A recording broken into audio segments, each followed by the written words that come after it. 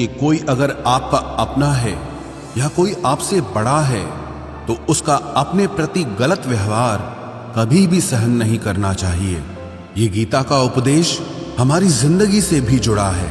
हम भी अपने मन की अधिकतर तकलीफों को ये सोचकर जिंदगी भर सहते रहते हैं कि ये तो मेरा अपना है, ये तो मेरा बड़ा है, इसको हम कैसे कुछ कह सकते हैं। हम अगर नहीं सहेंगे, कुछ कह देंगे तो हमारे रिश्ते ही खराब हो जाएंगे, हमारे रिश्ते ही समाप्त हो जाएंगे। पर सोचने की बात यह है कि उस व्यक्ति को आप अपना कैसे मान सकते हैं जो आपकी तकलीफों की वजह हो। अपना तो वो होता है जो हमारी तकलीफों को दूर कर दे। तो गीता का ये उपदेश है कि किसी को भी अपना फायदा मत उठाने दो, किसी को भी खुद पर जुल्म मत करने दो, क्योंकि आप जितना सहेंगे लोग आपको उतना सहने के लिए और मजबूर करेंगे।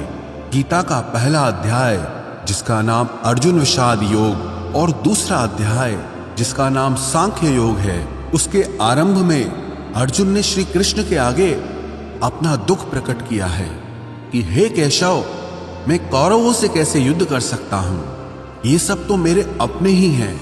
मैं कैसे भीष्म पितामह और द्रोणाचार्य से युद्ध करूंगा, क्योंकि वो दोनों मेरे पूजनीय हैं। इसलिए इन गुरुजनों को मारने से तो अच्छा है मैं भिक्षा के अन्न को खाकर अपने जीवन का गुजारा करूं।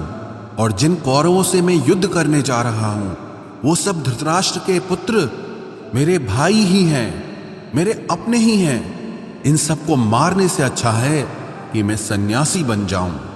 तो श्री कृष्ण ने अर्जुन से कहा कि यहां कौन अपना है और कौन पराया है। जो अधर्म करता है उसके साथ युद्ध करना तुझे मोक्ष और मुक्ति देगा।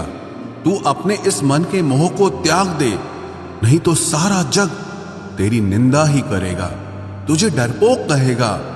बात अपने पराये की नहीं है, बात धर्म और अधर्म की है, बात सही और गलत की है। अगर तू गलत को सहेगा, उसका अंत नहीं करेगा, तो गलत करने वाले को और बल मिलेगा, वो और भी गलत करेगा। इसीलिए मन के मोह को त्याग करके तू युद्ध कर।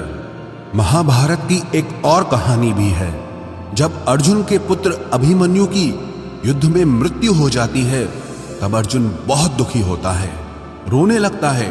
वो श्री कृष्ण से कहने लगा कि मेरा पुत्र अभिमन्यु मर गया है, मैं ये दुख बिल्कुल भी सहन नहीं कर सकता, मैं भी अपने आप को समाप्त कर लूंगा। फिर भगवान श्री कृष्ण उसे आत्माओं के लोक में लेके गए, जहां अभिमन्यु आनंद से बैठा हुआ था। क्योंकि उसने क्षत्रियोचित व्यवहार किया, इसलिए उसे उत्तम पद की प्राप्ति हुई। जब अर्जुन अभिमन्यु के पास रोते रोते पहुंचा, अपने पुत्र को देखकर अर्जुन बहुत प्रसन्न हुआ।